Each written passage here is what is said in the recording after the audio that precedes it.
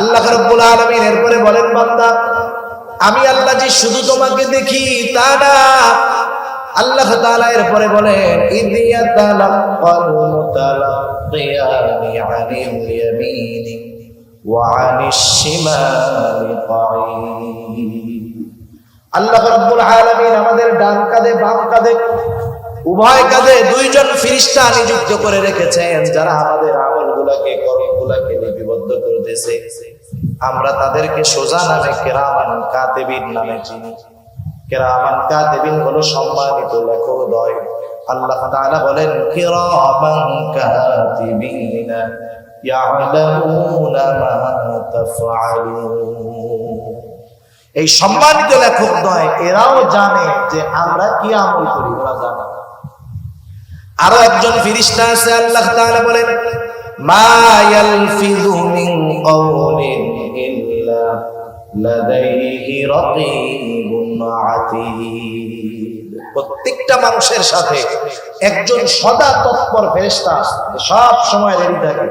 কোন সময় সে অমনোযোগী হয় না। সে কি করে? আমার আপনার কথাগুলাকে সে রেকর্ড করে। আল্লাহ তাআলা দেখতেছে দুইজন ফেরেশতা আমার কর্মগুলা লিপিবদ্ধ করার জন্য আছে, আরেকজন তৎপর ফেরেশতা আমার কথাগুলা রেকর্ড করার জন্য আছে। বলেন তো, দুনিয়ার মধ্যে যদি আমার কাছে এমন কোন ইনফরমেশন আসে যে হুজুর আপনার পেছনে কিন্তু দুইজন গোয়েন্দা লাগায় দেওয়া আছে, আপনার সাথে এমন মেশিন সেট করে দেওয়া আছে, আপনার প্রতিটা কথা কিন্তু রেকর্ড হয়ে যায়, এইরকম খবর যদি আমার কাছে কেউ দেয়, অথবা আপনাদের ব্যাপারে কেউ যদি এই খবরটা দেয় যে দুইজন গোয়েন্দা কিন্তু আপনার পেছনে লাগায় দেওয়া আছে, আপনার সাথে এমন মেশিন সেট করা আছে, আপনার প্রতিটা কথা রেকর্ড হবে, আমরা জানতে পারবো। বলেন তো, আমার আপনার চলাফেরা, আমার আপনার কথাবার্তার মধ্যে সব কিছুর মধ্যে একটা নিয়ন্ত্রণ আসবে কি আসবে না? দুনিয়ার মানুষের কথা, গোয়েন্দার তদারকিকে আমরা ভয় পাই, কিন্তু আল্লাহ তাআলা এমন দুইজন ফেরেশতা আরেকজন ফেরেশতা রেকর্ডের জন্য রেখে দিলেন। কোরআনে জানায়া দিলেন, এদের ব্যাপারে আমরা কাফের, এদের ব্যাপারে আমরা চিন্তা করি না। আমি যদি চিন্তা করি গুনাহ করতেছি, দুই ফেরেশতা রেডি, একবারে কলম নিয়ে রেডি হয়ে গেছে, এই যে গুনাহ করবে লেখা হবে, নেকের কাজ করবে লেখা হবে, খারাপ কাজ করবে, খারাপ কথা বলবে, রেকর্ড হয়ে যাবে। এই ফেরেশতাগুলো এমন ফেরেশতা, এরা কখনো মানুষের কাছ থেকে আলাদা হয় না। বালেগ হওয়ার পরে আসে, মরা পর্যন্ত থাকে। রহমতের ফেরেশতা মানুষের ঘরে প্রবেশ করে না যদি কুকুর বিড়াল প্রাণীর ছবি থাকে, কুকুর থাকে। কিছু ফেরেশতা আছে কোনো বাধা মানে না। কেউ যদি চিন্তা করে যে এই ঘরের মধ্যে কুকুর বিড়াল থাকে, সেই জায়গা তো ফেরেশতা আসে না। সব ফেরেশতা না, রহমতের ফেরেশতা আসে না। কেউ যদি এই চিন্তা করে ফেরেশতা আসে না, এক কাজ করি, সাথে সব সময় একটা কুত্তার বাচ্চা রাইখা দিব, যাতে আজরাইল না আসতে পারে। কাজ হবে? আজরাইল টাইপ মতো চলে আসে। এই যে তিনজন ফেরেশতা, যখন কেউ জিনা করে, গুনাহ করে, পাপ করে, যা করে করবে, সর্ব অবস্থায় তার সাথে থাকে। সুবহানাল্লাহ। আবার দেখেন কোরআনুল কারীমের মধ্যে আল্লাহ তাআলা বললেন, কিয়ামতের ময়দানে আমি গুনাহ যে হাত দিয়ে করি, পা দিয়ে করি, চোখ দিয়ে করি, কান দিয়ে করি, জবান দিয়ে করি, এরাও আমার বিপক্ষে সাক্ষী হয়ে দাঁড়াবে। আল্লাহ তাআলা কোরআনুল কারীমের মধ্যে বলেন, আল ইয়াউমা নাখতিমু আলা আফওয়াহিহিম ওয়া তুকাল্লিমুনা আইদিহিম ওয়া তাশহাদু আরজুলুহুম বিমা কানু ইয়াকসিবুন। আল্লাহ রাব্বুল আলামিন বলেন, আজকের এই দিন অর্থাৎ কিয়ামতের দিন, নাখতিমু আলা আফওয়াহিহিম, আমি তাদের মুখের উপরে মোহর মেরে দিব, বাক শক্তি রুদ্ধ হয়ে যাবে, কথা বলতে পারবে না। আল্লাহ তাআলা বলেন, ওয়া তুকাল্লিমুনা আইদিহিম, আমার সাথে কথা বলবে তাদের হাত, ওয়া তাশহাদু আরজুলুহুম বিমা কানু ইয়াকসিবুন, সাক্ষী দিবে তাদের পা, তারা হাত পা দ্বারা দুনিয়াতে কি উপার্জন করেছে। গুনাহ করার জন্য হাতের দরকার আছে, পায়েরও দরকার আছে। গুনাহ করার জন্য যাবে, পা লাগবে না? হাত দিয়ে গুনাহ করবে। এই সবগুলো আমার বিরুদ্ধে আছে, সাক্ষী হিসাবে আমার বিপক্ষে দাঁড়ায় যাবে।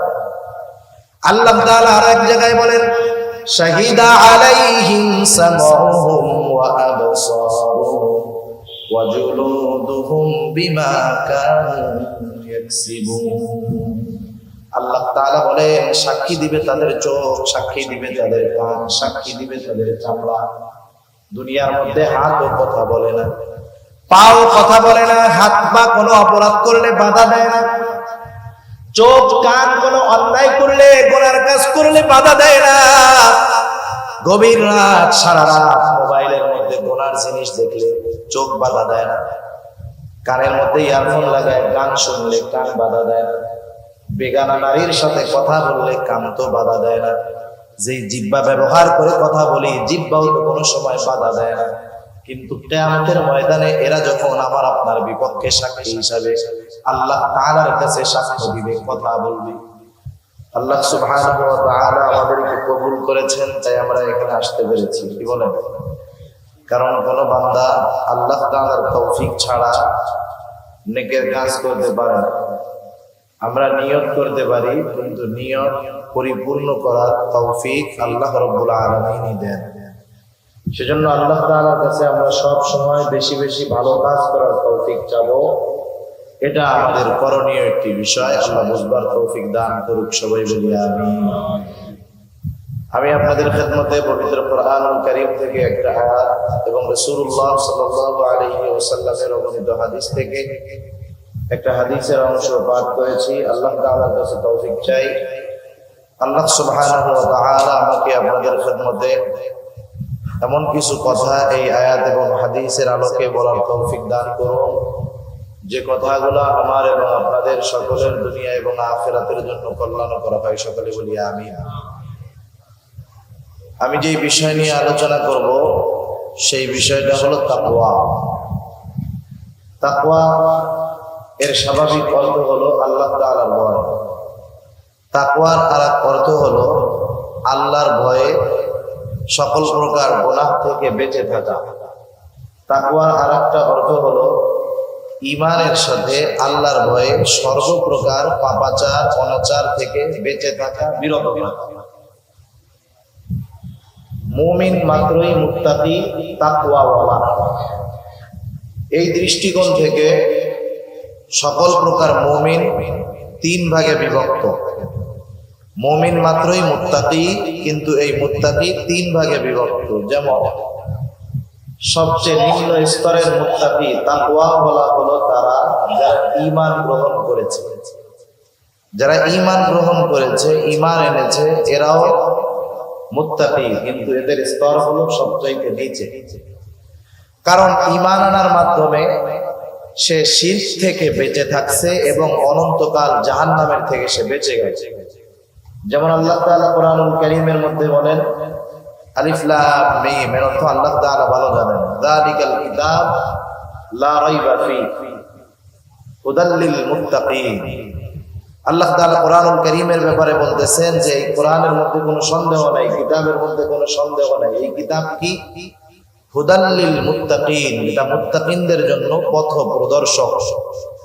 এরপরে মুত্তাকি কারা, তাদের পরিচয় আল্লাহ তাআলা দিয়েছেন। আল্লাহ তাআলা কি বলছেন? আল্লাযীনা ইউমিনুনা বিল গায়ব ওয়া ইউকিমুনাস সালাহ ওয়া মিম্মা রাযাকনাহুম ইউনফিকুন ওয়াল্লাযীনা ইউমিনুনা বিমা উনজিলা ইলাইকা ওয়া মা উনজিলা মিন ক্বাবলিক ওয়া বিল আখিরাতি হুম ইউকিনুন। এখানে আল্লাহ সুবহানাহু ওয়া তাআলা বললেন মুত্তাকি হলো তারা আল্লাযীনা ইউমিনুনা বিল গায়ব, যারা অদৃশ্যের উপরে, গায়েবের উপরে ঈমান আনে। ওয়া ইউকিমুনাস সালাহ, যারা নামাজ কায়েম করে। ওয়া মিম্মা রাযাকনাহুম ইউনফিকুন, আল্লাহ প্রদত্ত যে রিজিক এটা থেকে তারা দান করে। ওয়াল্লাযীনা ইউমিনুনা বিমা উনজিলা ইলাইকা ওয়া মা উনজিলা মিন ক্বাবলিক, সাথে সাথে আল্লাহ সুবহানাহু ওয়া তাআলা বললেন যা আপনার উপরে নাজিল করা হয়েছে এবং আপনার পূর্বে যা নাজিল করা হয়েছিল সেগুলোর উপরে যারা ঈমান আনে। আল্লাহ তাআলা এদের ব্যাপারে বললেন এরা মুত্তাকি। এখানে গুনাহ থেকে বেঁচে থাকার কথা আল্লাহ বলেন নাই, কিছু আমলের কথা বলেছেন। সুতরাং এই দৃষ্টিকোণ থেকে যারাই ঈমান এনেছে তারাই মুত্তাকি, তবে তারা নিম্ন স্তরে। এর পরের স্তরের মুত্তাকি কারা? দ্বিতীয় স্তরের মুত্তাকি হলো যারা গুনাহগুলো থেকে বেঁচে থাকে। তৃতীয় স্তরের মুত্তাকি কারণ সবচাইতে আপার ক্লাসের মুত্তাকি হলো তারা যারা শুধু গুনার থেকে বাঁচে তা না, গুনাহ সংগঠিত হওয়ার যে কারণগুলো আছে সেগুলোর থেকেও তারা বেঁচে থাকে। সুবহানাল্লাহ। আল্লাহ তাআলা এই কথাই বলেন, ইয়া আইয়ুহাল্লাযীনা আমানুত্তাকুল্লাহ হাক্কা তুকাতিহি ওয়া লা তামুতুন্না ইল্লা ওয়া আনতুম মুসলিমুন। আল্লাহ তাআলা বলেন, হে ঈমানদারেরা, তোমরা আল্লাহ তাআলাকে ভয় করো, ভয় করার মতো তথা যথাযথভাবে ভয় করো। এজন্য ইসলাম দেখেন যেই পাপটাকে হারাম করেছে সেই পাপ সংগঠিত হওয়ার রাস্তাগুলোকেও ইসলাম বন্ধ করে দিয়েছে। যেমন জেনা জঘন্যতম একটি হারাম গুনাহ, হারাম কাজ, পাপ। এই জেনা সংগঠিত হওয়ার কিছু রাস্তা আছে, ওয়ে আছে, এই ওয়ে গুলাকেও আল্লাহ তাআলা হারাম করে দিয়েছে। রাস্তাগুলো কি কি? জেনা সংগঠিত হওয়ার একটা রাস্তা হলো বেগানা নারীর দিকে দৃষ্টিপাত করা, তাকে দেখা। ইসলাম বেগানা নারীকে দেখা এটা বৈধ রাখছে নাকি অবৈধ করেছে? হারাম করে দিয়েছে। বেগানা নারীর সাথে কোনো কারণবিহীন কথা বলার কোনো সুযোগ নাই। বেগানা নারীর সাথে যদি কোনো পুরুষ কথা বলতে চায়, নারী কিভাবে কথা বলবে ইসলাম তাও জানায় দিয়েছে। স্ট্রেট কাট, সোজাসুজি কথা বলবে, কোনো রস কস ছাড়া। এই দেখা, কথা বলা সহ অন্যান্য বিষয় ইসলাম এই কারণে মানা করেছে যাতে করে জেনা সংগঠিত না হতে পারে। এজন্য যেই মানুষগুলা শুধু গুনার থেকে বাঁচে না, ওই গুনাহ সংগঠিত হওয়ার বিষয়গুলা থেকেও বেঁচে থাকে, এরা হলো সর্বোচ্চ পর্যায়ের মুত্তাকি, সর্বোচ্চ পর্যায়ের তাকওয়াওয়ালা। আল্লাহ তাআলা আমাদের সবাইকে তাকওয়ার সর্বোচ্চ স্তরে পৌঁছানোর তৌফিক দান করুক। সবাই বলি আমিন। এখন মুত্তাকি তাকওয়া কিভাবে অর্জন করা যেতে পারে? আল্লাহ সুবহানাহু ওয়া তাআলা কত বড় ইনসাফওয়ালা আমাদের উপরে, কত বড় রহম করেছেন, কত বড় দয়া করেছেন। আল্লাহ সুবহানাহু ওয়া তাআলা কোরআনুল কারীমের মধ্যে যেই আদেশ করেন সেই আদেশ বাস্তবায়ন করার পদ্ধতিও আল্লাহ তাআলাই বলে দেন। সুবহানাল্লাহ। যেমন আল্লাহ তাআলা কোরআনুল কারীমের মধ্যে তাকওয়া অর্জন করার আদেশ করেছেন। আল্লাহ তাআলা কোরআনুল কারীমের মধ্যে বলেন, ইয়া আইয়ুহাল্লাযীনা আমানুত্তাকুল্লাহ হাক্কা তুকাতিহি ওয়া লা তামুতুন্না ইল্লা ওয়া আনতুম মুসলিমুন। আল্লাহ রাব্বুল আলামিন ঈমানদারদেরকে উদ্দেশ্য করে বলেন, হে ঈমানদারেরা, তোমরা আল্লাহ তাআলাকে ভয় করো, যথাযথভাবে ভয় করো। আল্লাহ তাআলাকে ভয় করার কথা, তাকওয়ার কথা, গুনাহ থেকে বেঁচে থাকার কথা আল্লাহ তাআলা বললেন। এখন যদি আমরা আল্লাহ তাআলাকে প্রশ্ন করি, আয় আল্লাহ, আপনি যে আমাদেরকে মুত্তাকি হতে বললেন, তাকওয়া অর্জন করতে বললেন, আমরা কিভাবে তাকওয়া অর্জন করব? কারণ কোরআনুল কারীমের মধ্যে আল্লাহ তাআলা যেটা আদেশ করেন সেটা বাস্তবায়নের পদ্ধতিও আল্লাহ তাআলা বলে দেন। যেমন কোরআনুল কারীমের মধ্যে নামাজের কথা আছে, নামাজ কিভাবে বাস্তবায়ন করতে হবে, কিভাবে পড়তে হবে, আল্লাহ তাআলা এটাও আমাদেরকে জানায় দিয়েছেন। যেমন কোরআনুল কারীমে আল্লাহ তাআলা ৮২ জায়গায় নামাজের কথা বললেন। এখন যদি আমরা প্রশ্ন করি নামাজ আমরা কিভাবে পড়বো, আল্লাহ তাআলা আমাদেরকে ইঙ্গিত দিয়ে দিয়েছেন, সূত্র দিয়ে দিয়েছেন। আমি আদেশ করেছি নামাজে, এই নামাজটা শিখতে হবে মুহাম্মদুর রাসূলুল্লাহ সাল্লাল্লাহু আলাইহি ওয়াসাল্লামের থেকে। এজন্যই আল্লাহ রাব্বুল আলামিন কোরআনুল কারীমের মধ্যে বলেন, কুল আতিউল্লাহ ওয়া আতিউর রাসূল। আল্লাহ রাব্বুল আলামিন বলেন, তোমরা আল্লাহর আনুগত্য করো, তার রাসূলের আনুগত্য করো। আল্লাহর আদেশ মান্য করো, রাসূলের আদেশ মান্য করো। এখন আল্লাহর আদেশ হলো বান্দা ওয়া আকিমুস সালাত, নামাজ কায়েম করো। আমরা যদি বলি আল্লাহ কিভাবে করব, কোন পদ্ধতিতে করব, আল্লাহ তাআলা বলেন, তোমাদের কোনো চিন্তা নাই, তোমরা আমার হাবিবের অনুসরণ করো, হাবিবের আনুগত্য করো। এরপরে আল্লাহ তাআলা আর আয়াতের মধ্যে আমাদেরকে জানায় দেন, মান ইউতি'ইর রাসূল ফাকাদ আতা'a আল্লাহ। যে আল্লাহর রাসূলের আনুগত্য করলো সে আল্লাহরই আনুগত্য করলো।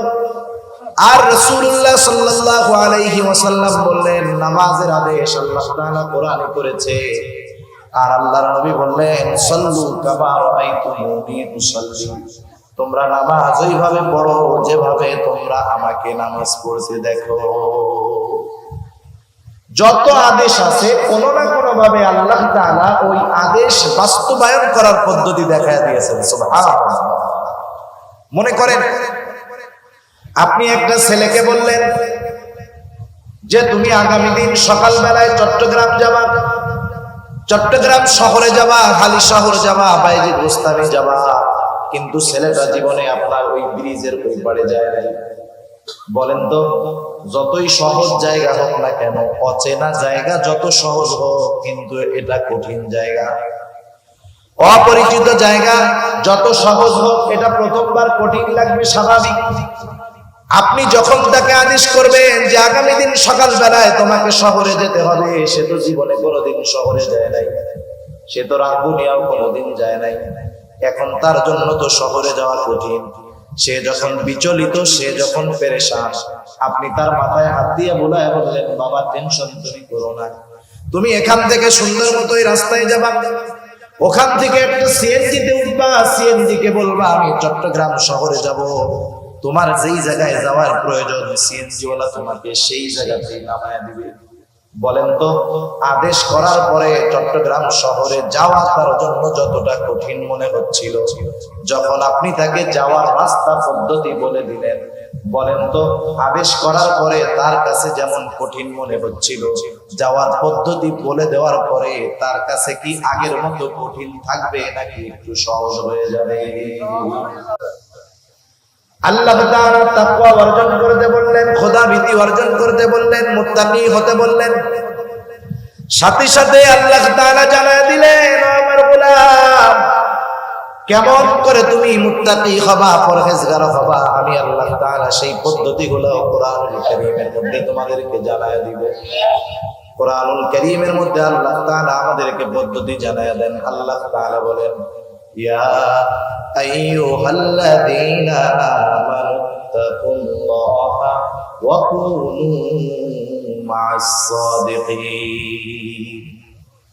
আল্লাহ রাব্বুল আলামিন বলেন হে ঈমানদারেরা, তোমরা আল্লাহ তাআলাকে ভয় করো। এরপরে আল্লাহ তাআলা বললেন ওয়া কুনু মা'আস সাদিকিন, তোমরা সত্যবাদীদের সঙ্গে হয়ে যাও। এখানে কথাটা বোঝার দরকার আছে। অনেক সময় আমরা কথাগুলো বুঝি না, এই আয়াত দিয়ে ওয়াজ করি কিন্তু এই আয়াতের সারমর্মটা আমরা বুঝি না। আল্লাহ তাআলা বললেন কুনু মা'আস সাদিকিন। সাদিকিন শব্দটা হলো বহুবচন, সাদিক শব্দটা হলো একবচন। তার মানে আল্লাহ তাআলা বললেন তুমি অনেক অনেক সত্যবাদীদের সাথে মিলিত হও। কথা বুঝেন নাই? অনেক সত্যবাদীদের সাথে তুমি মিলিত হও, তার মানে আমার গোটা জীবনের প্রত্যেকটা পদক্ষেপে আমি যাদের সাথে মিশবো, যাদেরকে বন্ধু বানাবো, তারা প্রত্যেকেই সত্যবাদী হতে হবে। আল্লাহ তাআলা তো বহু গুণ আছে, সত্যবাদিতার গুণের কথা কেন আল্লাহ তাআলা উল্লেখ করলেন? আল্লাহ তাআলা তো বলতে পারতেন নামাজীদের সঙ্গে হয়ে যাও, আল্লাহ তাআলা তো বলতে পারতেন যারা দান সাদকা করে তাদের সঙ্গে হয়ে যাও, আল্লাহ তাআলা তো বলতে পারতেন যারা বেশি বেশি মানুষের সাথে ভালো কথা বলে তাদের সঙ্গে হয়ে যাও। কিন্তু আল্লাহ তাআলা সাদিক সত্যবাদিতার গুণের কথাটা কেন উল্লেখ করলেন? মুফাসসিরিনে কেরাম বলেন সত্যবাদিতা হলো এমন একটা গুণ যেই লোকটা সত্যবাদিতার পরিপূর্ণ গুণ অর্জন করতে পারে, বাকি প্রত্যেকটা গুণ তার মধ্যে অন্তর্ভুক্ত হয়ে যায়। পরিপূর্ণ সত্যবাদিতার গুণ যে অর্জন করতে পারছে তার মধ্যে বাকি গুণগুলা এমনিতেই চলে আসে। সুবহানাল্লাহ। কারণ সত্যবাদিতা হলো কল্যাণের বিষয়। রাসূলুল্লাহ সাল্লাল্লাহু আলাইহি ওয়াসাল্লাম সত্যবাদিতার গুণের ব্যাপারে বলেন ইন্নাস সিদকা ইয়াহদি ইলাল বির ওয়া ইন্নাল বিররা ইয়াহদি ইলাল জান্নাহ। সত্যবাদিতা মানুষকে কল্যাণের দিকে নিয়ে যায়, আর কল্যাণ মানুষকে জান্নাতের দিকে নিয়ে যায়। সেজন্য মানুষ যখন কোন সত্যবাদী মানুষের সঙ্গী হয়, এই সত্যবাদী তাকে কল্যাণের দিকে নেয়, আর কল্যাণ জান্নাতের দিকে নিয়ে যায়। সুবহানাল্লাহ। সেজন্য সত্যবাদী তথা ভালো মানুষকে আল্লাহ তাআলা বন্ধু বানাতে বলছেন, ভালো মানুষের সঙ্গী হতে বলেছেন। আমার জীবনের যতগুলা ধাপ আছে, সেই ধাপটা হতে পারে শিক্ষা জীবন, সেই ধাপটা হতে পারে আমার সামাজিক জীবন, সেই ধাপটা হতে পারে আমার ব্যবসা জীবন, কর্মক্ষেত্রের জীবন।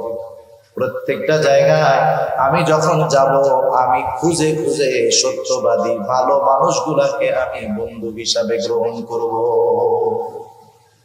যেই ছাত্রটা চায় যে আমি মুত্তাকি হব, পরহেজগার হব, স্কুলের ছাত্র হোক, কলেজের ছাত্র হোক, আর মাদ্রাসার ছাত্র হোক, স্কুল কলেজে যাওয়ার পরে সে সর্বপ্রথম বুঝতে থাকবে কোন ছেলেগুলা নামাজি, কোন ছেলেগুলা ভদ্র, কোন ছেলেগুলা ইফটিজিং করে না, কোন ছেলেগুলা দ্বীনের সাথে মিলে চলে। এইরকম ছেলেদেরকে খুঁজে যখন একটা ছেলে বন্ধু বানাবে, ওই ছেলেটার স্কুল লাইফ বলেন, কলেজ লাইফ বলেন, ওইটা তার খারাপ হবে না, সে ইফতিজার হবে না, সে দুশ্চরিত্র সম্পন্ন কেউ হবে না। ভালো বন্ধুদের সংস্পর্শে থাকার কারণে সে সকল প্রকার পাপাচার এবং অনাচার থেকে বেঁচে থাকতে পারবে। যে ব্যক্তি ব্যবসা করে, ব্যবসা যে কর্মক্ষেত্রে আমি আপনি যাই না কেন, সেই জায়গায় আমার আপনার কিছু পরিচিত, কিছু বন্ধু বান্ধব এমনিই হয়ে যায়, ঠিক না? যারা বাজারে ব্যবসা করে অথবা যে কোনো লাইনে ব্যবসা করে, ব্যবসার খাতিরে কিছু মানুষের সাথে তার পরিচয় হয়, তার প্রচেষ্টা থাকবে আমি আমার সম্পর্কগুলা এমন ব্যবসায়ীদের সাথে রাখবো যেই ব্যবসায়ীরা হলো সত্যবাদী। কারণ সত্যবাদী ব্যবসায়ীর দাম আল্লাহ তাআলার কাছে অনেক বেশি। রাসূলুল্লাহ সাল্লাল্লাহু আলাইহি ওয়াসাল্লাম বলেন, আত-তাজিরু সুদুকুল আমিন মা'আন নাবিয়্যিন সিদ্দীকিনা ওয়াশ-শুহাদা'i ওয়াস-সালিহিন। আমি যদি আমার কর্মক্ষেত্র, ব্যবসার ক্ষেত্রে সত্যবাদীদেরকে বন্ধু বানাই, আল্লাহ রাসূল ওই সত্যবাদী ব্যবসায়ীর ব্যাপারে বলেছেন, সত্যবাদী আমানতদার ব্যবসায়ী সে কিয়ামতের ময়দানে জান্নাতের মধ্যে নবীদের সাথে, শহীদদের সাথে, সিদ্দিকীনদের সাথে, নেককার বান্দাদের সাথে অবস্থান করবে। সুবহানাল্লাহ। সেজন্য আমি আমার ব্যবসা, কর্মক্ষেত্র সব জায়গায় মুত্তাকি, পরহেজগার, নামাজীদেরকে বন্ধু হিসাবে বানাবো। কারণ আমাদের দেশে প্রবাদ বাক্যেই বলা হয়, সৎ সঙ্গ সর্বনাশ, অসৎ সঙ্গ সর্বনাশ। আমরা তো দেখেছি বহুত ভালো ছেলে, ব্রিলিয়ান্ট ছেলে, মুয়াদ্দাব ছেলে, ভদ্র ছেলে, ছেলেগুলা খারাপ বন্ধুদের সাথে মেশার কারণে এক সময় তার নৈতিকতার পদস্খলন ঘটেছে। যেই ছেলেটার ব্যাপারে মানুষেরা যা কল্পনাও করে নাই, শুধুমাত্র খারাপ সঙ্গের কারণে সে তার চাইতেও বেশি বেশি জঘন্য পাপাচার, অনাচারে লিপ্ত হয়ে গেছে। স্বাভাবিক এমনটাই হয়, এমনটাই হয়। মনে করেন 10 জন বন্ধু ভালো, এর সাথে একজন খারাপ, 10 জনের মধ্যে একজন খারাপ। 10 জন বন্ধু নামাজি, যখন এই 10 জন একসাথে হাঁটে, তাদের সাথে একজন খারাপও আছে। কিন্তু এলাকার মানুষ যখন এই ছেলেগুলাকে দেখে, তারা বলা বলি করে, দেখো ছেলেগুলা কত ভালো নামাজি, কিন্তু ওদের সাথে একটা খারাপ ছেলেও আছে। ওই ভালো গুলার সাথে চলতে চলতে একটা সময় খারাপটার মনের মধ্যে এই চিন্তা চলে আসে, আরে আমি এই ভালো ছেলেগুলার সাথে চলার কারণে আমি খারাপ হওয়ার পরেও মানুষেরা আমাকে ভালো বলে। এখন আমার উচিত এরা যেমন চারিত্রিক গুণ সম্পন্ন, আমারও চরিত্রটাকে ওই রকম বানায় ফেলা উচিত।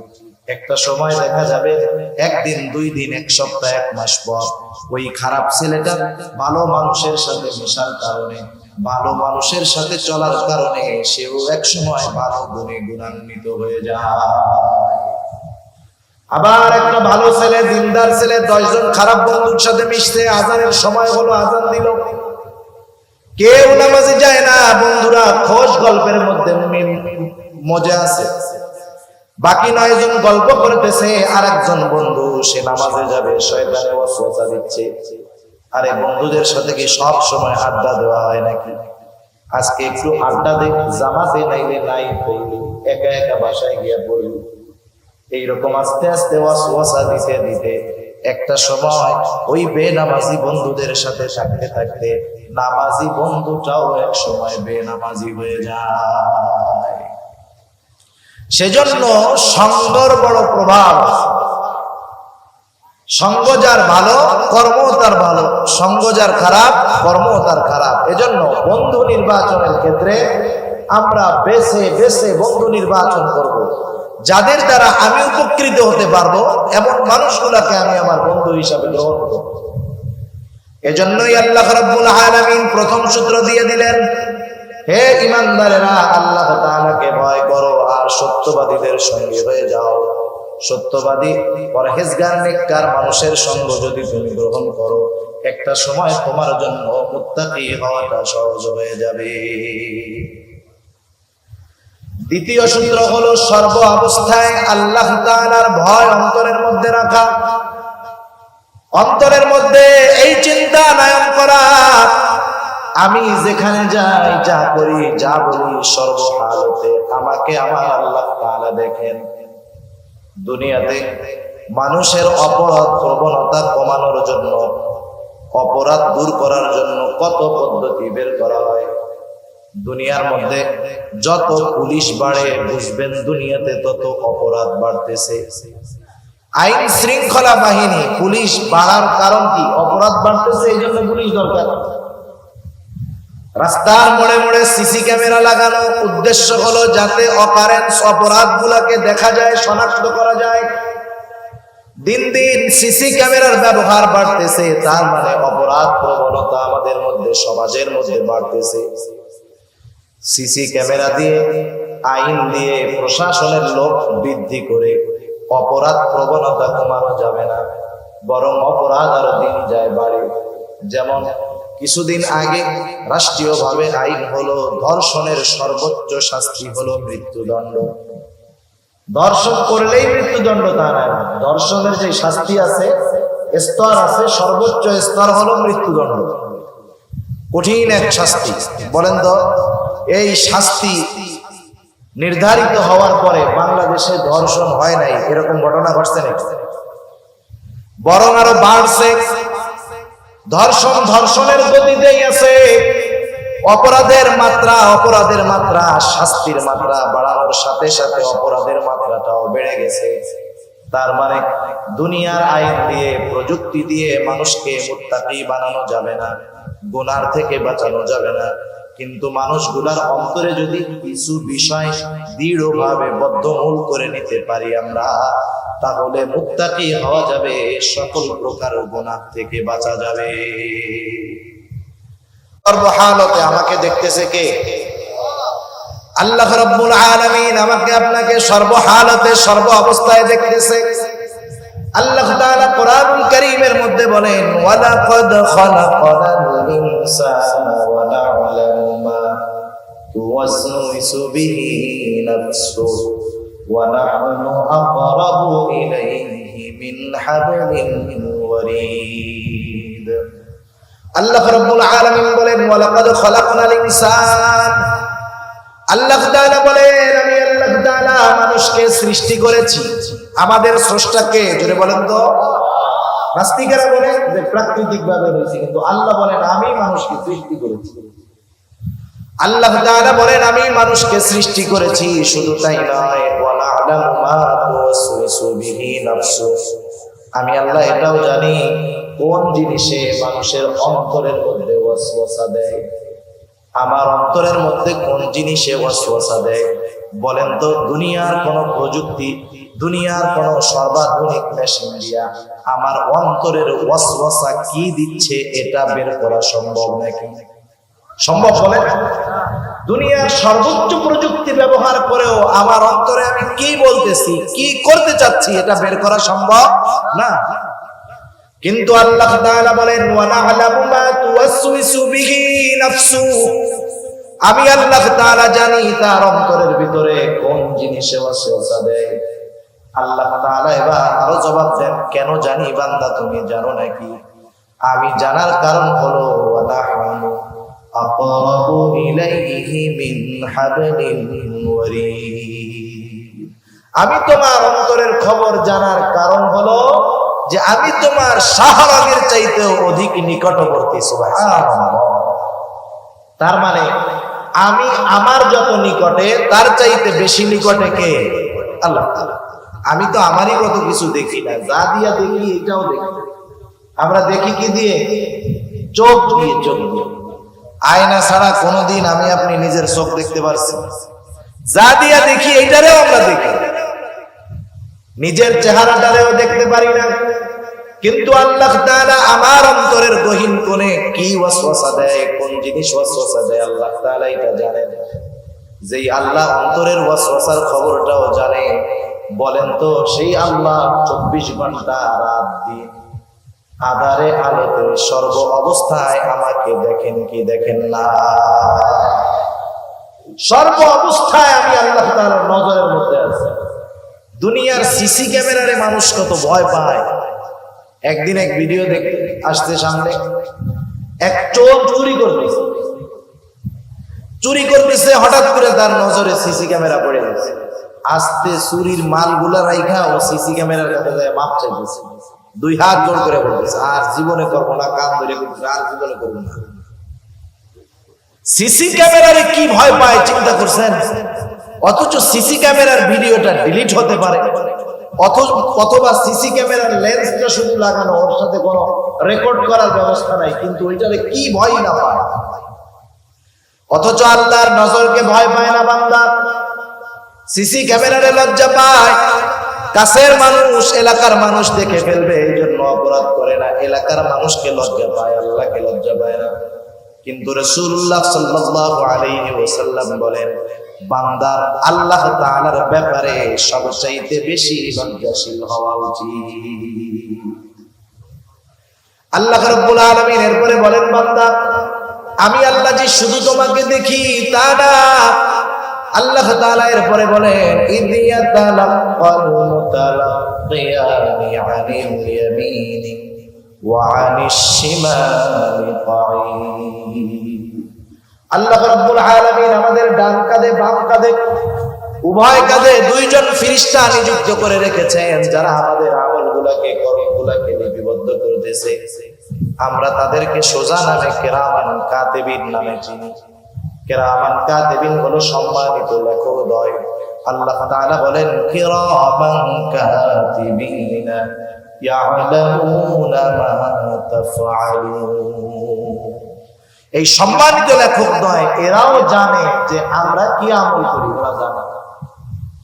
আরো একজন ফেরেশতা আছে, আল্লাহ তাআলা বলেন, মা ইয়ালফিযু মিন কাওলিন ইল্লা লাদাইহি রাকীবুন আতীদ। প্রত্যেকটা মানুষের সাথে একজন সদা তৎপর ফেরেশতা সব সময় রেডি থাকে, কোন সময় সে অমনোযোগী হয় না। সে কি করে?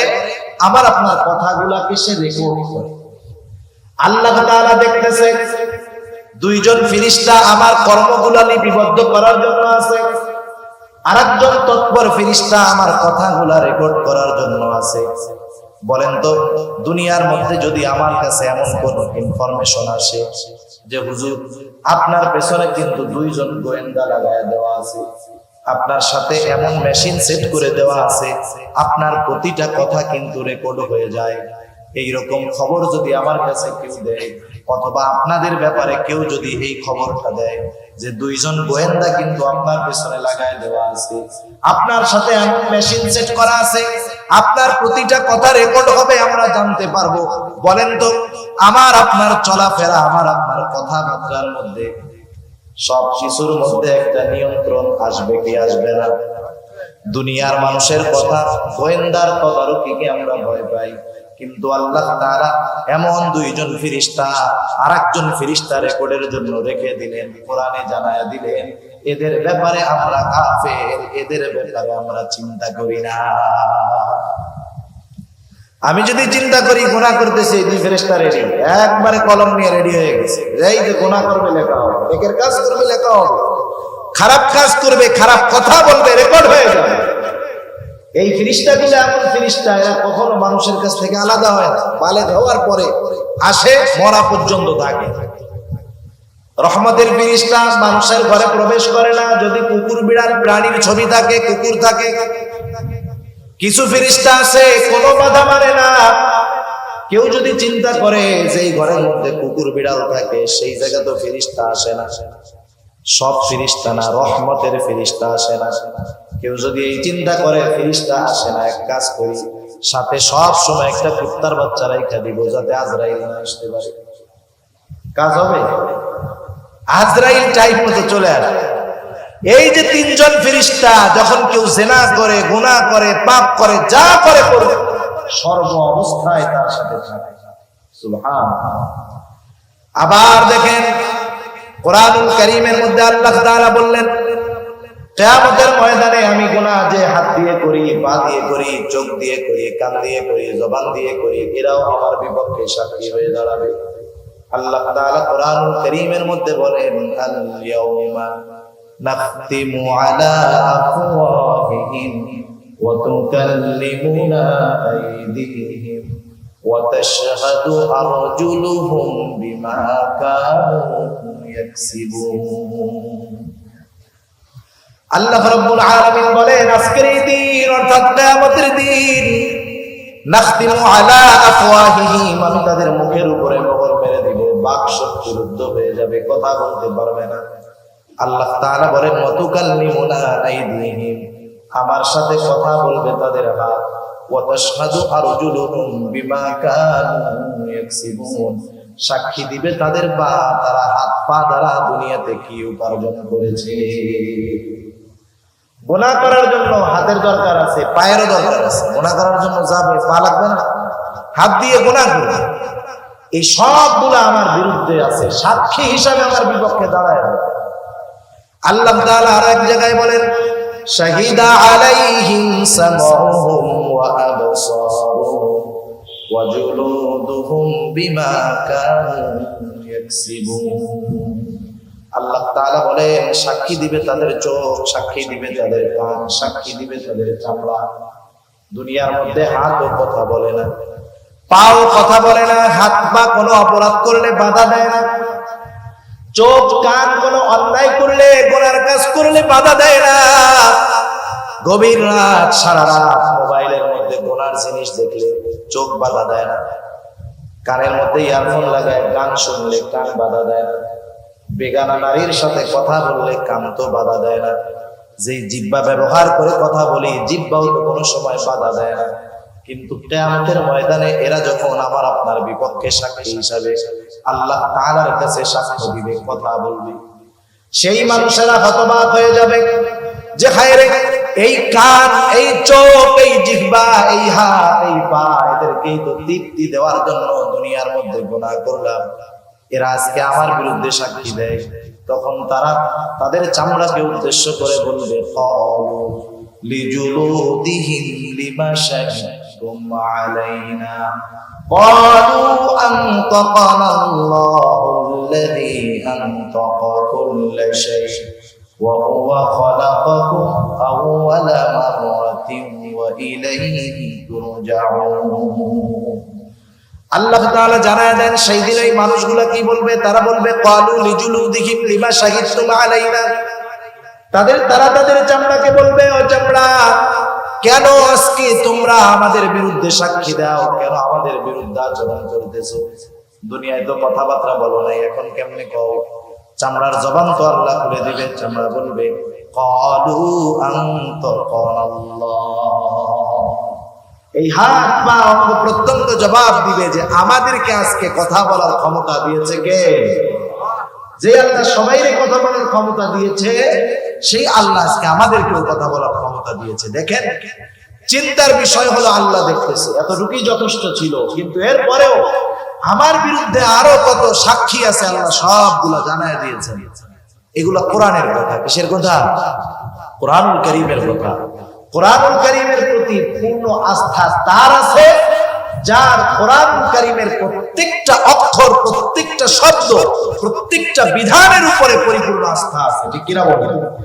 শুধু মুখ দিয়ে বললে হবে না, সেজন্য আমার অন্তরের মধ্যে যদি এই কথাগুলা দৃঢ়ভাবে বদ্ধমূল হয়ে যায় যে আমার আল্লাহ দেখতেছে, ফেরেশতারা আছে, হাত পা অঙ্গ প্রত্যঙ্গ আমার গুনার সাক্ষী, তাহলে গুনার থেকে বেঁচে থাকা আমার জন্য সহজ।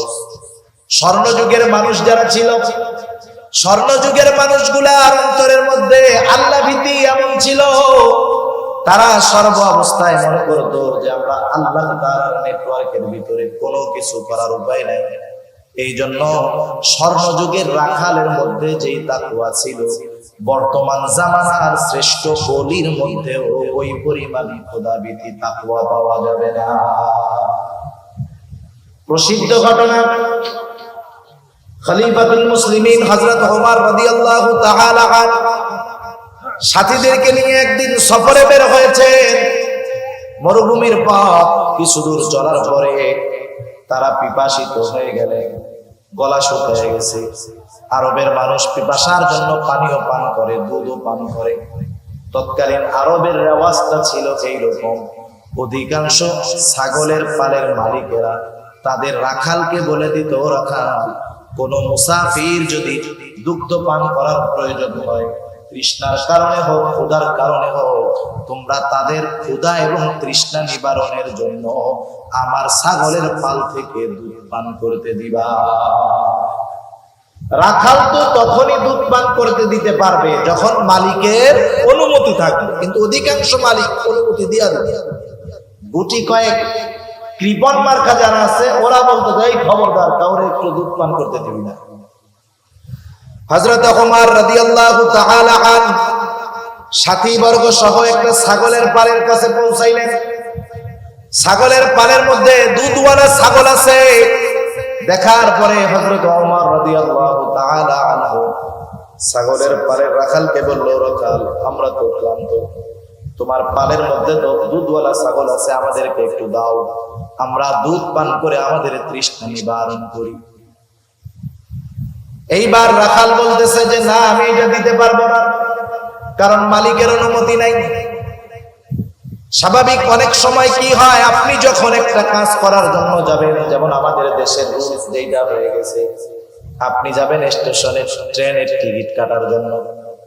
বাংলাদেশে ট্রেনের টিকিট কোনো সময় পাওয়া যায় না, কিন্তু বাংলাদেশে সরকারি যে খাতগুলায় বড় বড় লস হয়, এর মধ্যে সবচাইতে অন্যতম একটি খাত হলো রেল যোগাযোগ ব্যবস্থা। সারা বছরের পরে দেখবেন যে এই বছর রেলে 2000 কোটি টাকা লস, 1000 কোটি টাকা লস, কিন্তু আপনি 10 দিন পরে ঢাকার টিকিট কিনতে যান, একটাও পাবেন না।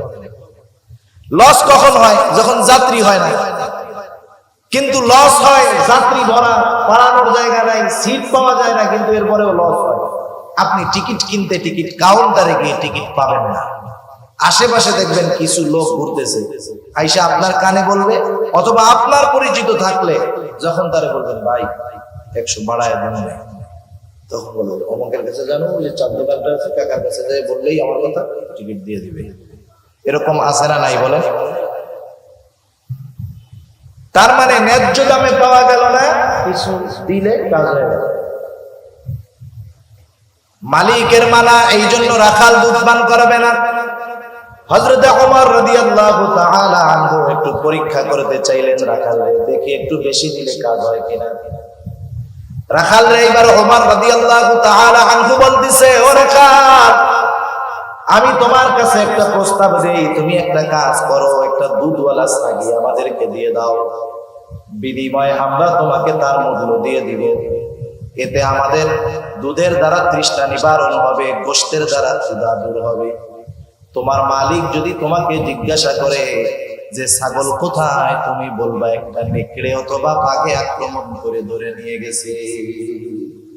এটা স্বাভাবিক, মাঝে মধ্যেই ঘটে। রাখাল বললে মালিক বিশ্বাস করে। হযরত ওমর রাদিয়াল্লাহু তাআলা আনহু যখন রাখালকে বললেন, রাখাল তোমাকে আমি কিছু টাকা দিচ্ছি, সম্পদ দিচ্ছি, তুমি ছাগল একটা দিয়ে দাও, তোমার মালিক যদি জিজ্ঞাসা করে তুমি বলবা নেকড়ের পাল আক্রমণ করে একটা ছাগল নিয়ে গেছে, তোমার মালিক সেইটা বিশ্বাস করবে। রাখাল সাথে সাথে হতবাক হয়ে গেল। রাখাল বলতেছে, ইয়া হাদা ফাইনাল্লাহ, ইয়া হাদা ফাইনাল্লাহ, রাখাল বলতেছে, হে আগন্তুক, তুমি কি বলো? আল্লাহ কোথায়, আল্লাহ কোথায়, আল্লাহ কোথায়? তুমি কেমন কথা বলতেছো? তার মানে রাখাল বলতেছে, হে আগন্তুক মুসাফির, তুমি আমাকে কি কথা বলতেছো? হয়তো আমার মালিক আমার কথা বিশ্বাস করবে, মালিককে হয়তো আমি ফাঁকি দিতে পারবো, কিন্তু আমার আল্লাহকে তো ফাঁকি দেওয়া সম্ভব নয়। রাখাল চলে গেল। রাখাল তো চিনে না লোকটাকে। রাখাল চলে গেল। হযরত ওমর রাদিয়াল্লাহু তাআলা আনহু বলতেছে, যতদিন দুনিয়ার মধ্যে এই রাখালের মতো মানুষ থাকবে, ততদিন মুসলিম জাতিকে কোন প্রকার অকল্যাণ গ্রাস করতে পারবে না। আজকে আমি আমার নিজের কথাটাই চিন্তা করি, আপনি আমি আমাদের নিজেদের কথা চিন্তা করি যে আমাদের তাকওয়ার অবস্থা কি, লাস্ট পর্যায়েরটাও নাই, ঠিক কিনা বলি? স্বর্ণযুগের নারীরা কেমন ছিল? স্বর্ণযুগের যুবতী নারীরা কেমন ছিল? হযরত ওমর রাদিয়াল্লাহু তাআলা আনহু রাতের বেলায় বের হইতেন মানুষের খোঁজ খবর জানার জন্য। একদিন একেবারে শহরের শেষ প্রান্তে হযরত ওমর রাদিয়াল্লাহু তাআলা আনহু চলে গেলেন।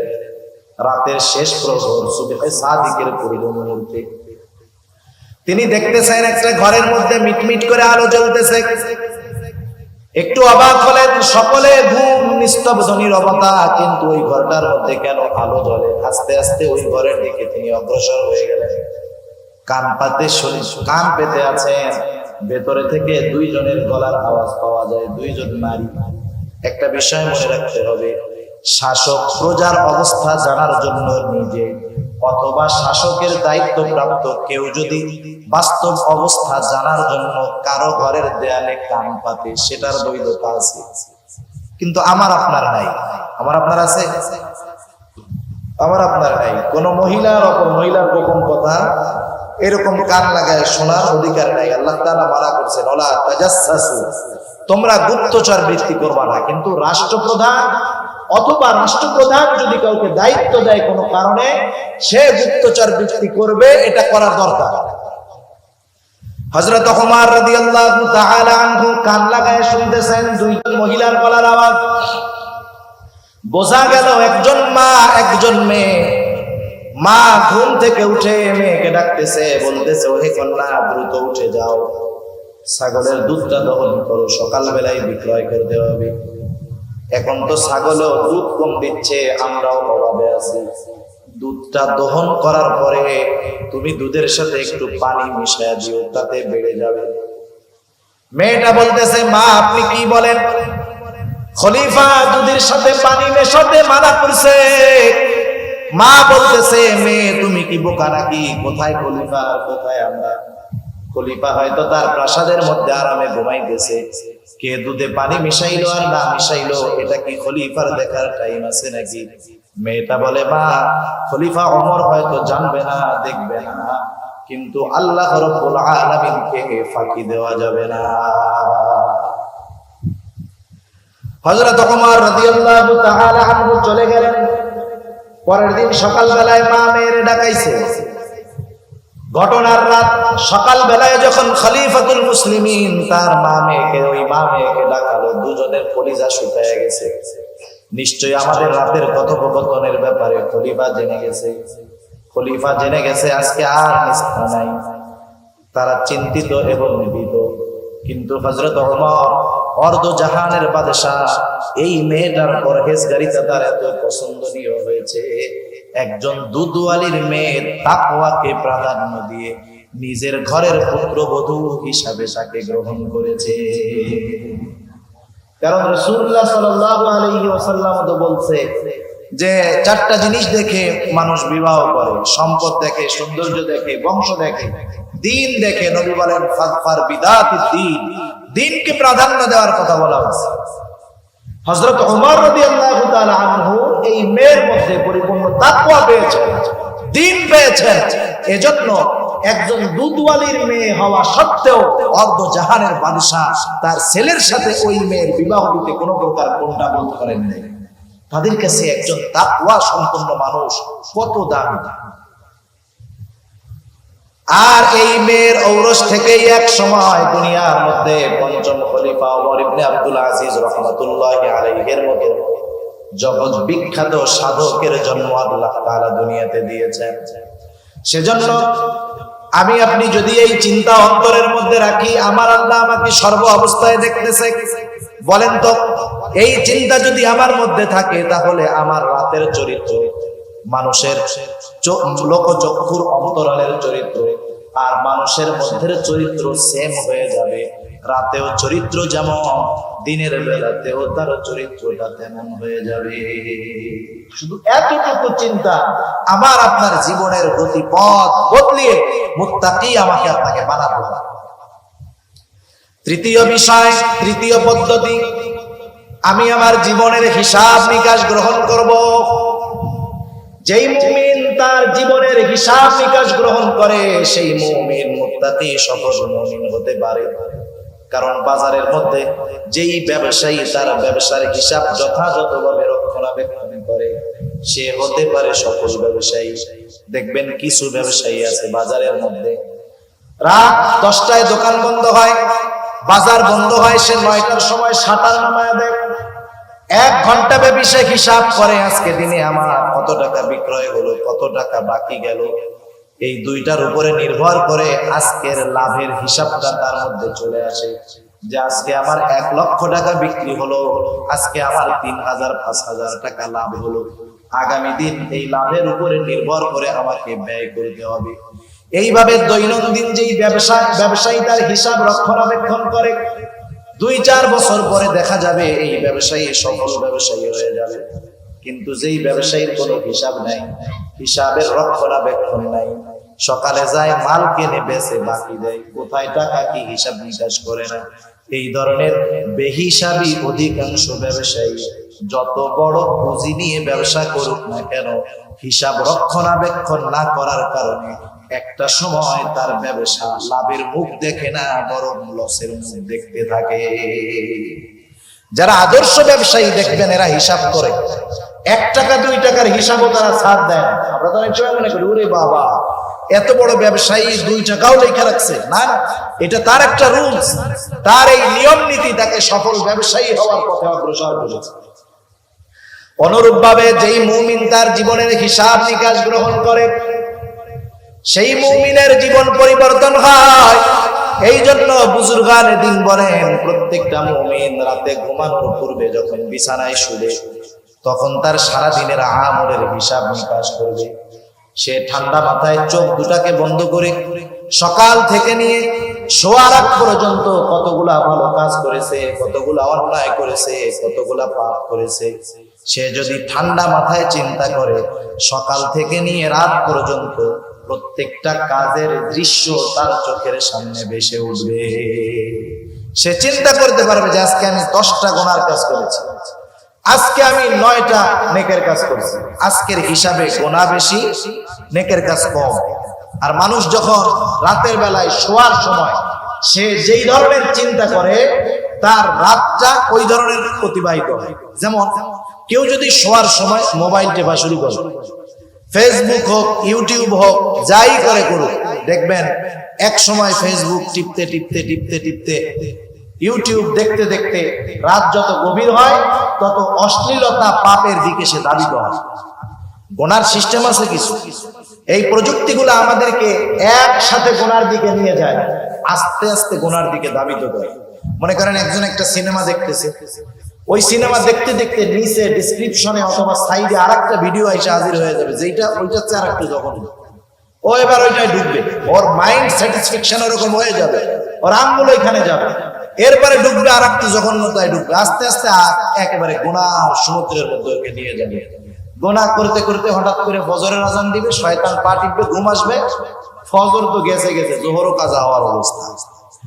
আর যেই ব্যক্তি রাতে শোয়ার সময় মৃত্যুর চিন্তা করে, পরকালের চিন্তা করে ঘুমাবে, দেখবেন ফজরের আজান দেওয়ার সাথে সাথে লাফ দিয়ে ঘুম থেকে উঠে যাবে, ঠিক কিনা? সেজন্য রাতের বেলায় যে যেমন চিন্তা করে, তার মানসিক অবস্থা পরের দিন রাতের বেলায় ওরকমই হয়। এইবার যদি লোকটা চিন্তা করে, আহারে আজকে তো আমার গুনাহ বেশি হয়ে গেল, নেকের কাজ কম হয়ে গেল, তাই এখন যদি আমি মারা যাই কি হবে? সে হয়তো তাওবা করবে, শুধু আজকের দিনের গোনার জন্য নয়, সে হয়তো তার গোটা জীবনের তাওবা গোনার জন্য অনুশোচনা করবে, তাওবা করবে। খালেস তাওবা কইরা মনে করেন রাতে ঘুমালো, আল্লাহ না করুন এই লোকটা যদি রাতের বেলা মারা যায়, আশা করা যায় সে একজন নিষ্পাপ লোক হিসাবে তার নাজাতের জন্য তার তাওবাটা যথেষ্ট হয়ে যাবে।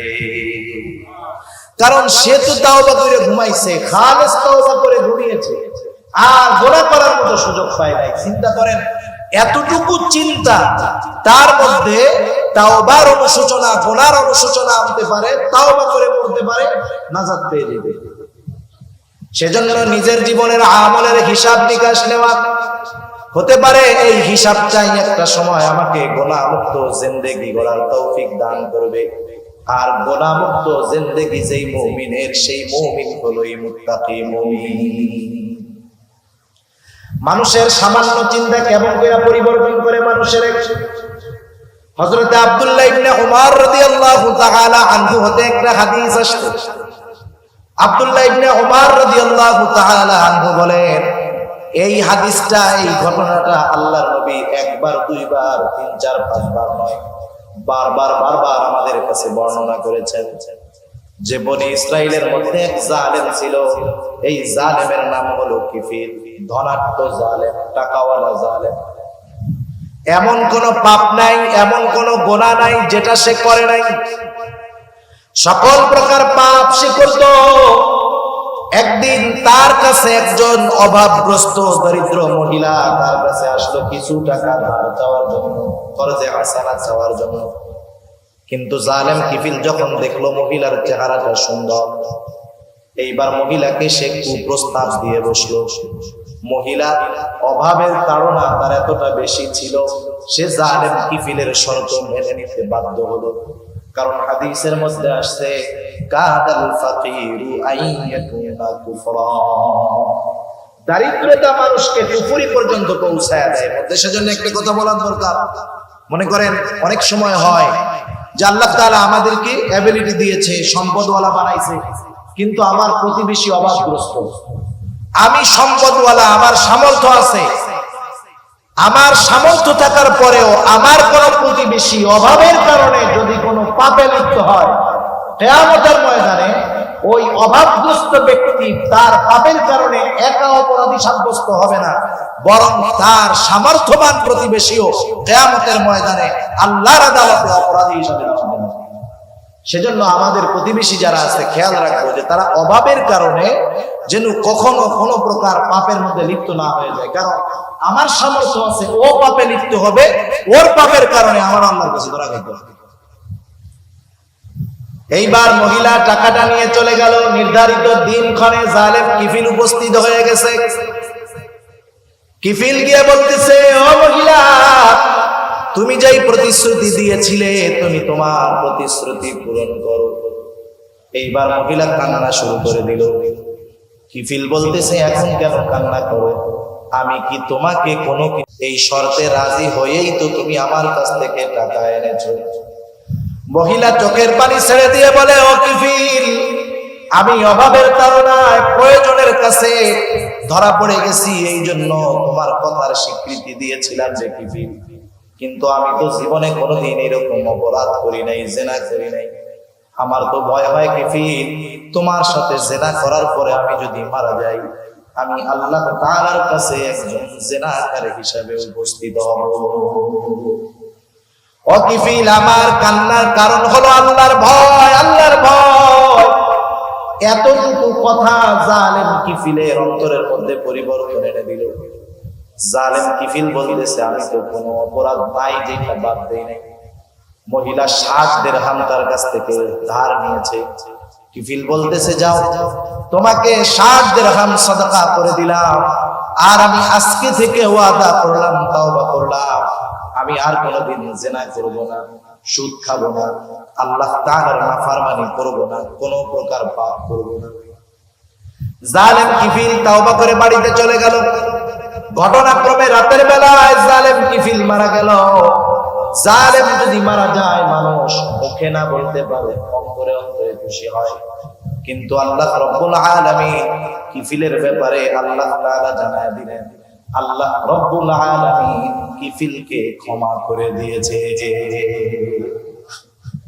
মানুষের জীবনের পরিবর্তন দেখেন, সামান্য একটা কথা জীবনের গতিপথ পাল্টায় দিতে পারে। এই রাতের চিন্তা আমার জীবনের হিসাব নিকাশ, আমার জীবনের গতিপথ পাল্টিয়ে আমাকে মুত্তাকি পরহেজগার বানাতে পারে, ঠিক কিনা বলেন? বুজুর্গানে দিন এই তিনটা পদ্ধতির কথা বিশেষভাবে উল্লেখ করেন।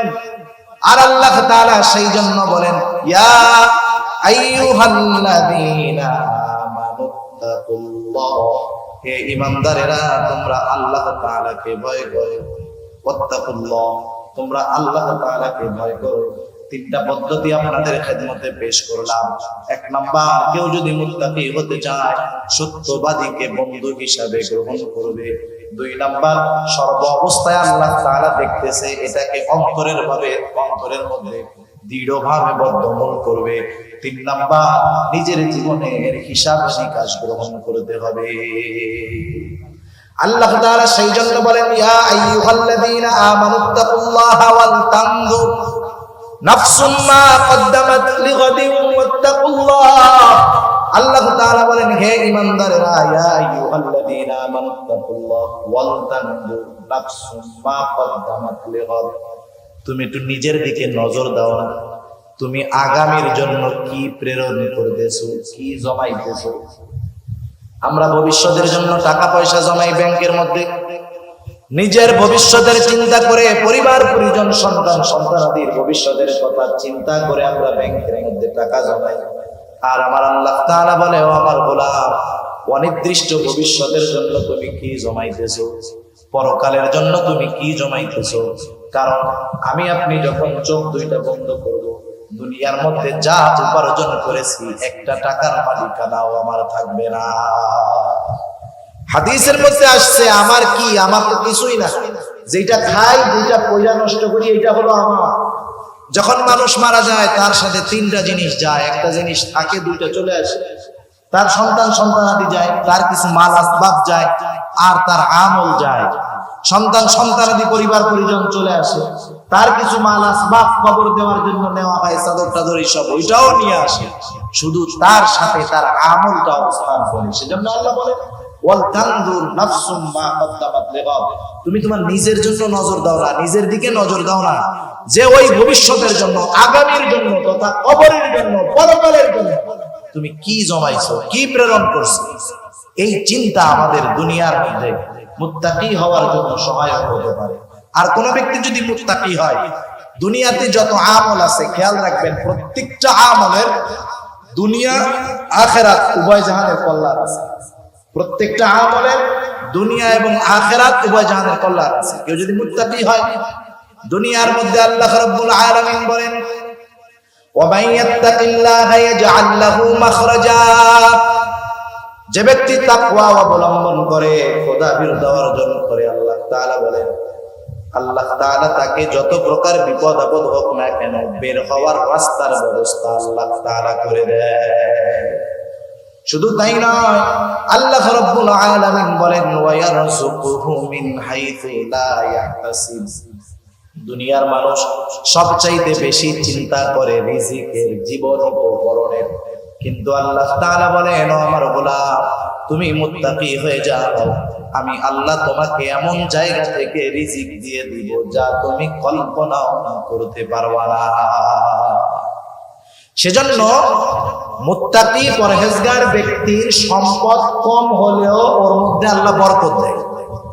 সম্পদ বেশি হলেই যে বরকত হয় তা না, সম্পদ কমের মধ্যে আল্লাহ বরকত দিতে পারে। আশরাফ আলী থানভী রাহমাতুল্লাহি আলাইহি একটা ঘটনা বর্ণনা করেছেন যে এক যুবক ছেলে, সে মা বাবার প্রতি খুব আসক্ত, খেদমতের জন্য খুব আগ্রহী।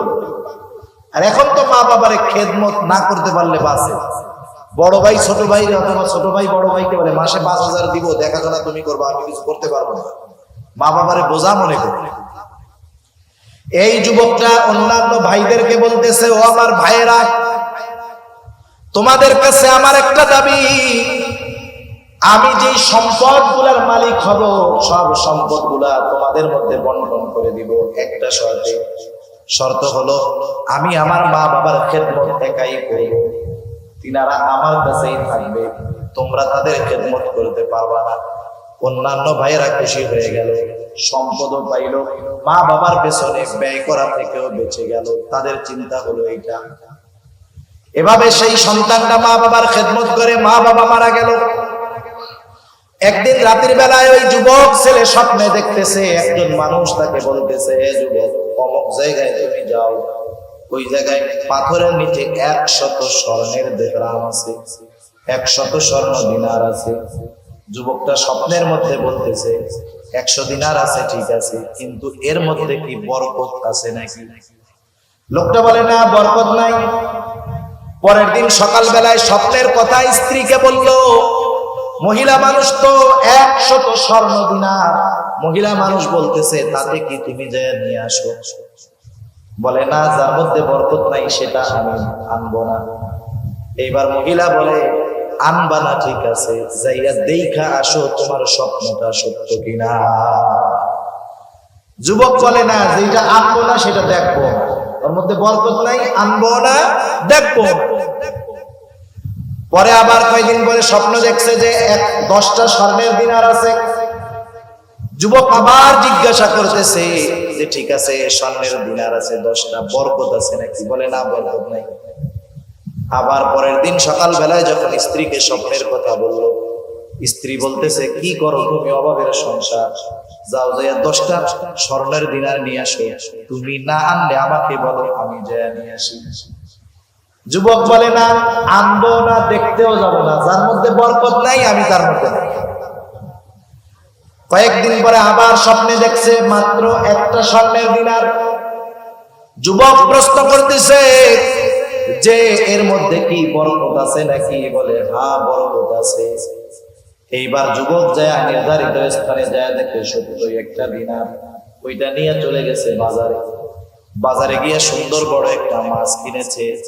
এই মাছ কিনা যখন বাড়িতে আনছে, স্ত্রী মাছটাকে যখন কাটছে, মাছের পেটের মধ্য থেকে একটা হীরকখণ্ড বের হয়ে আসছে। এত দামি, এটা দিয়ে সে তো তার জিন্দেগি চালাইছে, তার যত উত্তরসূরি আছে তারাও আরামের সাথে অভাববিহীন জিন্দেগি কাটায় দিয়েছে। সেজন্য মুত্তাকি পরহেজগার মানুষ যেই সম্পদ উপার্জন করে, যদি অল্প হয়, এর ভিতরে কি থাকে বলেন? বরকত থাকে। আর কোথা থেকে যে আল্লাহ তাআলা রিজিকের ব্যবস্থা করে দেয়, মানুষ সেটা কল্পনাও করতে পারে না। তাহলে বলেন, দুনিয়ার মধ্যে আমার আপনার রিজিকের ব্যবস্থা যদি হয়ে যায়, বিপদ আপদ থেকে উদ্ধারের ব্যবস্থা যদি হয়ে যায়, আর কিছু দরকার আছে নাকি? এই যে দুনিয়াতে অনেক সময় আমরা বড় বড় অফিসার, বড় বড় নেতা কর্মীর সাথে লিংক রাখি, কি কারণে? চিন্তা করি কোন জায়গায় যদি বিপদে পড়ি একটু ফোন দিলে কাজ হবে, এই আশায়। সম্পদওয়ালাদের সাথে সম্পর্ক রাখি, বিপদে পড়লে সম্পদের সহযোগিতার প্রয়োজন হইতে পারে, সেই জন্য। কিন্তু আল্লাহ বলেন, এদের সাথে সম্পর্ক রাখা লাগবে না, আমি আল্লাহর সাথে সম্পর্ক করো, সব বিপদ আপদ থেকে আমি উদ্ধার করবো, জীবন উপকরণ যত প্রয়োজন আমি আল্লাহ ব্যবস্থা করবো। হ্যাঁ, শুধু তাই নয়, আল্লাহ তাআলা বলেন, ইন্নাল্লাহা ইউহিব্বুল মুত্তাকিন, আল্লাহ তাআলা মুত্তাকিনদের ভালোবাসেন। এখন প্রশ্ন হলো, আল্লাহ তাআলা ভালোবাসলে লাভটা কি? রাসূলুল্লাহ সাল্লাল্লাহু আলাইহি ওয়াসাল্লাম বলেন, আল্লাহ তাআলা যখন কোন ব্যক্তিকে ভালোবাসে, জিবরাইল আলাইহিস সালামকে আল্লাহ তাআলা ডাক দিয়ে বলে, জিবরাইল, অমুককে আমি আল্লাহ ভালোবাসি, তুমিও ভালোবাসো।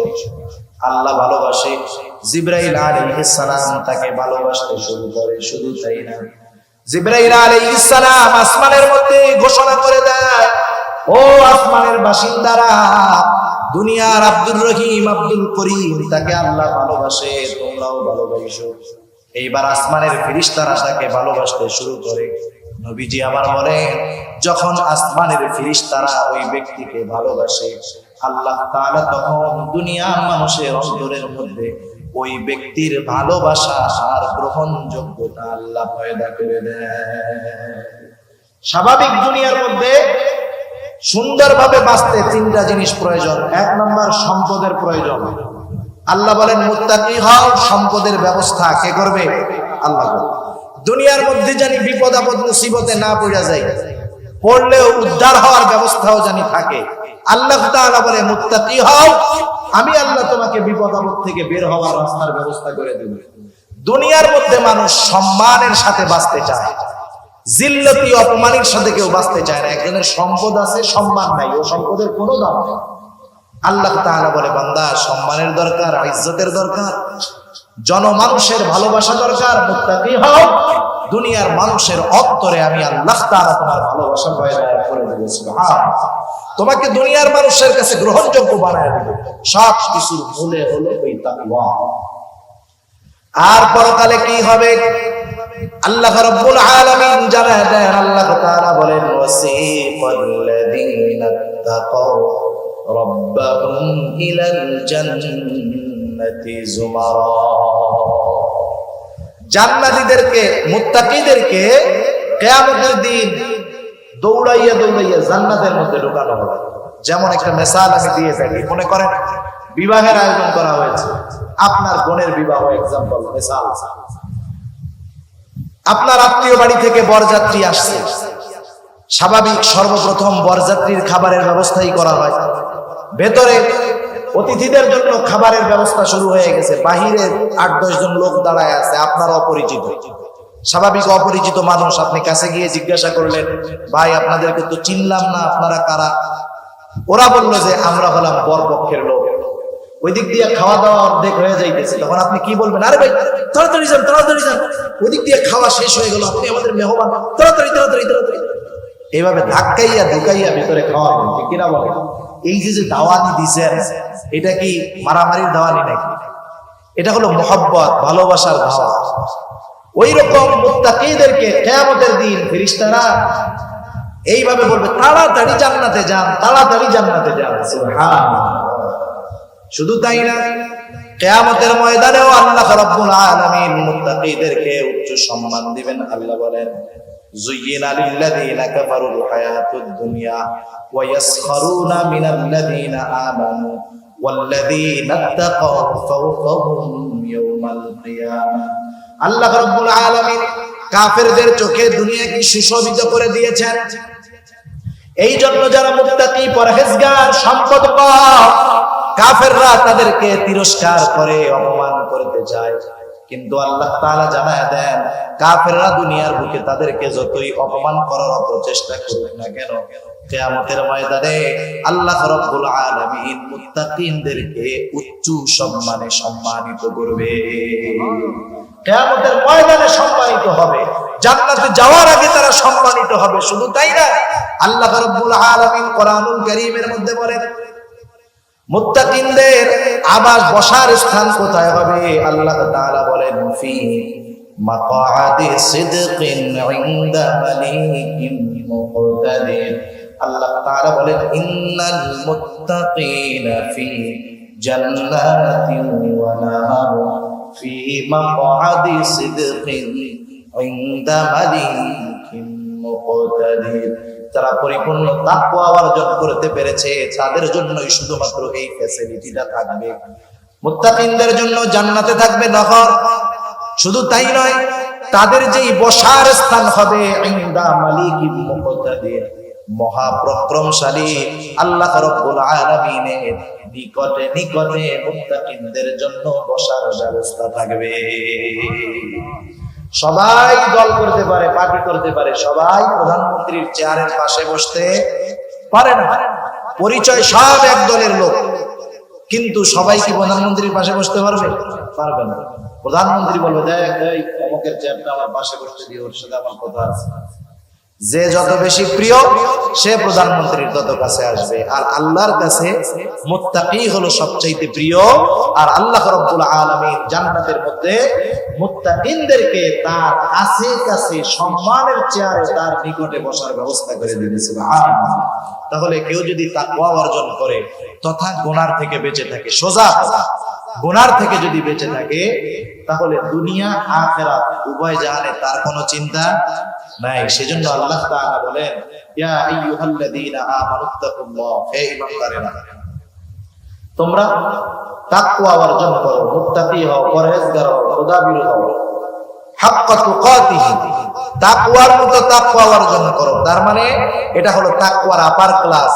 গুনাহ তো করবাই না, গুনাহ সংগঠিত হওয়ার যত রাস্তা আছে ওইগুলো থেকেও তোমরা বেঁচে থাকো। ওয়ালা তামুতুন্না ইল্লা ওয়া আনতুম মুসলিমুন, পরিপূর্ণ আত্মসমর্পণকারী না হয়ে মৃত্যুবরণ করো না। আল্লাহ সুবহানাহু ওয়া তাআলা আমাদেরকে পরিপূর্ণ তাকওয়ার হক আদায় করার তৌফিক দান করুক। সবাই বলি আমিন।